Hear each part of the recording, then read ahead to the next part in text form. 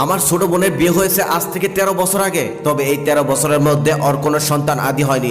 যখন ওর বিয়ের বয়স 4 বছর তখন ওর স্বামী আরো একটি দ্বিতীয় বিয়ে করেন। যেদিন ওর স্বামী দ্বিতীয় বিয়ে করেন সেদিন আমার বোনটা আমাকে ফোন দিয়ে কান্নাকাটি করে বলেছিল, ভাইয়া আমাকে শ্বশুরবাড়ি নামক নরকখানা থেকে এখনই নিয়ে যাও, এখানে আমি টিকে থাকতে পারছি না, আমার দম বন্ধ হয়ে আসছে। সেদিন আমি ওকে ধমক দিয়ে বলেছিলাম, তোর স্বামীর কি দোষ?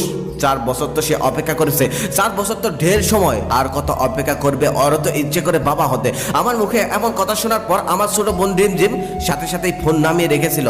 আর জীবনে কখনোই সে আমাকে ফোন করেনি। আমি যদি কালে ভাবতে কখনো ফোন দিতাম তাহলে রিসিভ করতো, তবে নিজের থেকে আর কখনোই কোনো সমস্যা নিয়ে আমার কাছে ফোন করেনি। হয়তো অভিমান করেছে কিংবা বুঝে গেছে ওর বাড়িটাও ওর মতোই সহায়হীন।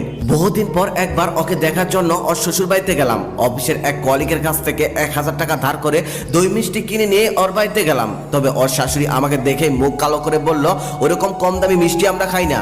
যাওয়ার সময় যেন ওই দই মিষ্টিগুলো আমি আবার ফেরত নিয়ে যাই। কথাটা শোনার পর সেদিন আমি এত অপমানিত হয়েছিলাম, মনে হয়েছিল মাটির ভিতরে ঢুকে যাই। তারপরেও সমস্ত অপমান ঘা ঝাড়া দিয়ে আমি তাকে জিজ্ঞেস করলাম, মা আমার বোন রিমঝিম কোথায়? আমার কথাটা শোনার পর রিমঝিমের শাশুড়ি আরো দ্বিগুণ মন খারাপ করে বললেন, ওইসব ছোট লোক মার্কার নাম আমার সামনে কখনোই নিবে না। রিমঝিম আবার কি? রিমঝিম কখনো মানুষের নাম হয় নাকি?